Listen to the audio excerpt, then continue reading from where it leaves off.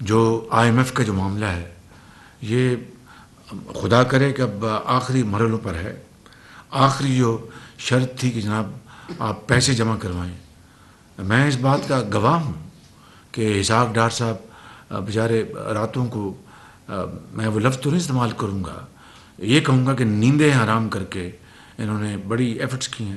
یہ ہمارے جو فارن منسٹر ہیں انہوں نے ایفرٹس کی ہیں، آن ہز اون کی ہیں. میری ان سے بات ہوئی، ڈار صاحب سے بات کی ہوئی، خود مجھے ان کے پیغام آئے کہ پرائم منسٹر سا کریں، ابو دھابی سے یہ بات کریں، وہ وزیر ہے فلاں. یہ کیا ہے؟